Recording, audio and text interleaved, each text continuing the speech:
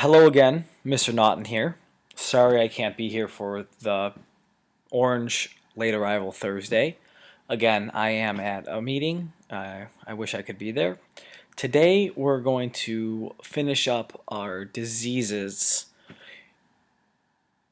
lesson. We started off way back last week with diseases day 1, and today we're going to talk about diseases day 2. So, we're going to talk about the role of the immune system and how it battles diseases.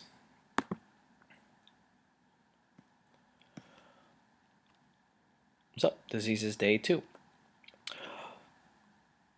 So, how does the body react to infection? Well, if you know the three I's of invasion, incubation, and infection, we're talking about the pathogen has already entered, has already multiplied, has gained control, and we are sick. So, our body's reaction, the first thing that will happen is we will develop a fever. Our fever is our temperature is going to get higher because what the body is trying to do is it's trying to delay the growth and also kill the growth of the pathogen by turning the heat up essentially. Heat will kill many of these pathogens, so the body's natural response to it is to start heating up the body to start trying to kill the pathogen. Then another thing that the body can do is the body can start to swell, especially at the places where the pathogen is growing or the pathogen is multiplying at a rapid rate. So if you ever get any swelling, these can be allergic reactions. Side effects can be swellings to a lot of different diseases and different illnesses, to where the illness is subjected to one part of the body will start swelling. This also happens when we get an injury.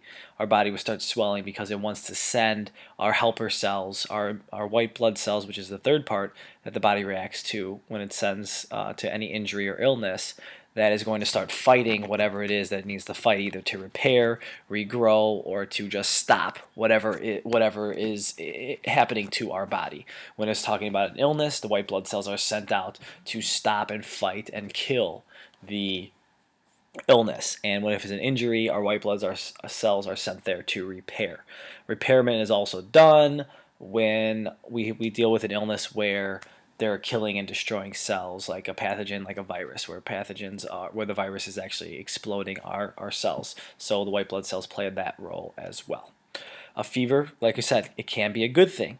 It's going to decrease the pathogen growth. It's going to stop that bacteria or stop that virus from growing, or it's going to try to stop that from growing. And when our fever kicks in, our immune system kicks in. So basically the fever is telling our immune system, telling our white blood cells, hey, it's time to wake up, it's time to go to work, it's time to start fighting this illness. Swelling also, it's a good thing. What happens is our blood vessels actually dilate, and so our blood vessels start increasing and enlarging in size, and they can get warm and red as well. The chemical histamine is released, so it makes blood vessels leak out, which will allow more white blood cells to go to the injury or go to the area of infection. The white blood cells will increase in number. There are three different types of white blood cells, which are about phagocytes, which are eater cells, and what their role is to do is essentially they're trying to eat the pathogen.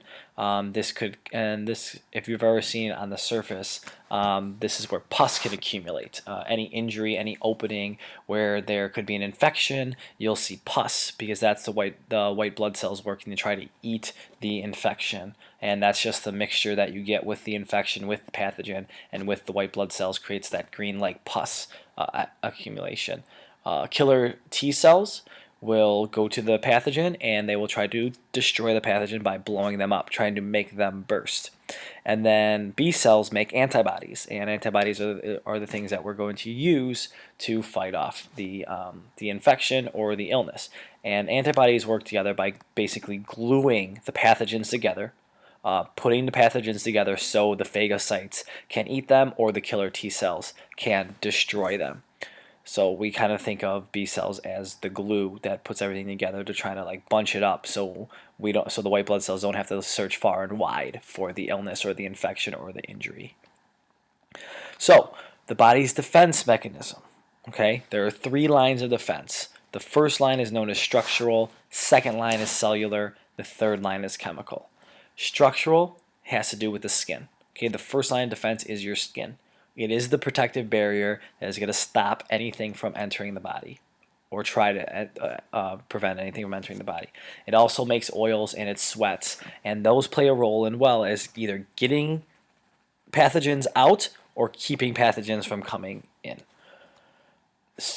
Perspiration also has some acid to it, and that's if you've ever tasted your sweat or sweat's ever went into your mouth, it has that tingling taste because of the acidity in your perspiration. Cilia is just hair-like structures. You can almost think of like eyelashes that help sweep debris out. And cilia are little hair-like structures that are all over in and around your skin and under your skin as well that are trying to sweep the debris out, making sure that they stay away. And mucous membrane, eyelashes, eyebrows. Again, these are all things that are going to be the structural barrier of making sure that pathogens cannot enter. Then the cellular level. The second line of defense are the white blood cells, the T cells, the B cells, and the phagocytes. So when the pathogen breaks through the structure, that's when the white blood cells work. Okay, and then you have your third line of defense. You have your antibodies, which are made by the B cells. B cells remain in the body with a memory of how to make each antibody. So they're actually smart. They're always learning. They're always remembering that the disease that you previously had or the illness that you previously had, so they can come back and fight it if the pathogen ever enters again. They are specific for a single disease. They're not specific for any mutated diseases like the flu is a mutation. Each year, hundreds of thousands, if not millions of different strands of flus are around. That's why you have to get a flu shot every single year. You should get a flu shot every single year because they keep on changing, and so there's not antibodies in the body to be able to fight that illness. That's why getting the flu is so common. And then interferon alerts other cells of the pathogen, and it alerts them by slowing, and it also slows any viral growth. So when a pathogen enters, the interferon's role is to kind of let other cells know, hey, the pathogen's here, it's around, either try to get away, don't trust it, or white blood cells come and try to kill it. Immunity. Immunity is the ability of the body to resist an infectious disease. To become immune to a disease, you need to make antibodies. So there's a couple ways you can make antibodies. You either could get sick and then recover, and then your body has the antibodies, or you could get a vaccination.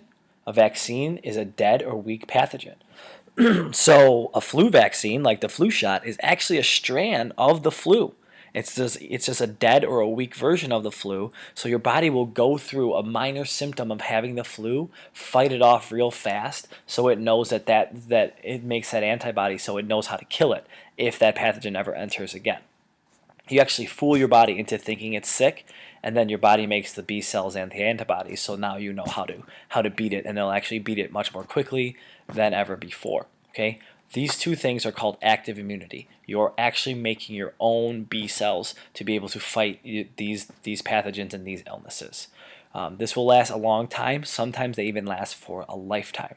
That's why it's important to get vaccinations as children and as babies, because most of them, the majority of them, last a very long time, and some last a lifetime. The first ever vaccine was developed by Edward Jenner, and he lived from 1749 to 1823. He's known as the father of vaccination. The disease was smallpox. Okay, and here's a picture of what smallpox can do to a young child. Okay, he found a young dairymaid who had fresh cowpox lesions on her hand. She was dealing with the cow, and the cow had an illness, and it actually spread to her hand. So she had cowpox. And what Jenner did was they used the matter from the lesions. So they took a sample of the lesions of the spots on her hand, and they actually injected it, inoculated it into an 8-year-old boy. So what happened was this boy became slightly ill, but he actually recovered very quickly from it. He recovered very fast from it and got better really fast because his immune system was strong, and it fought the illness very, very quickly. So what he did was Jenner then inoculated the boy again, this time with smallpox. And smallpox was that dangerous disease, that dangerous illness that was killing a lot of babies and a lot of people a long time ago.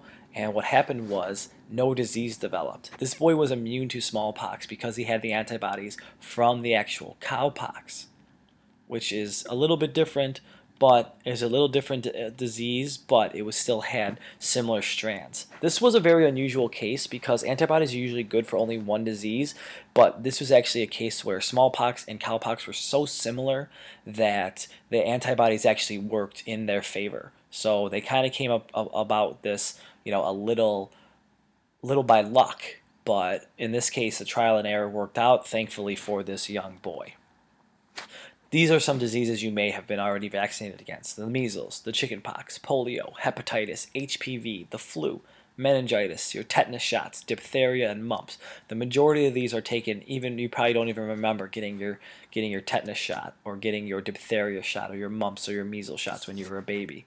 But other things like the flu or HPV or chickenpox, if you haven't had the chickenpox when you're a kid, you would get a vaccination for that so you don't catch it as an adult. Other ways to get antibodies? Well, you can get it from mom to baby. The mom makes antibodies in the placenta when the baby's being born, and you can also get it from mother's milk as a baby. Or you can get a shot of ready-made antibodies. Rabies are immune shots. So if anyone ever gets bit by a dog or a stray animal that they don't know about, they'll probably have to get rabies shots, which are just ready-made antibodies to go in and fight that disease. Not like the regular disease, like a vaccination, where excuse me, you would actually get the disease and your body would fight itself. This is actually a passive way of just putting the antibodies right into the body to have it fight. So this is called passive immunity. No B cells are transferred, no B cells are made or are created. So it only lasts a short time, like only a couple months. So here's some questions for you. A mom with HIV has a baby. The baby tests positive for HIV at birth, which means that the baby has it. 6 months later, the baby tests negative for HIV, right? Why do you think this is? I'll give you a second to think about it. Maybe you can think about it in your head. Maybe you've already had the answer. If you want to take some longer time, why don't you pause it right now and see if you can get it right, okay? Well, the HIV test is for HIV antibodies only. So basically the baby got HIV antibodies through the placenta, but was lucky enough not to get the virus too. Now this doesn't always happen in cases. Sometimes when the mother has a virus or has an illness, they could pass it on to their baby. So this time the baby got lucky. Antibodies disappeared after a few weeks, no B cells to make anymore. A man has been exposed to HIV. He got tested for the disease, results were negative. Good, right? 6 months later, he tests positive for HIV. Not good. Why do you think that is? Again, pause if you want to take some more time. If you already know it, doesn't matter. We're going to it right away. Why do you think that is? Well, at first his HIV test antibody level was not high enough to detect, making antibodies at the time. So a person who does not have HIV must test negative on 2 tests given 6 months apart.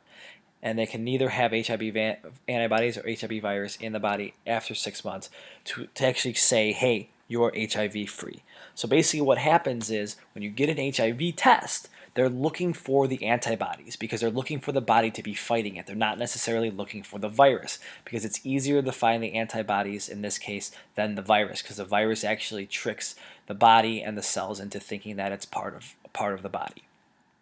So you have to be aware of that as well. That's all for today. Kind of a shorter lesson because of the shorter class period. We will see you on Friday, okay? The secret code for today is fight on, okay? So fight on and you should already know the secret code from the day before. We will see you on Friday. This is Mr. Naughton signing out.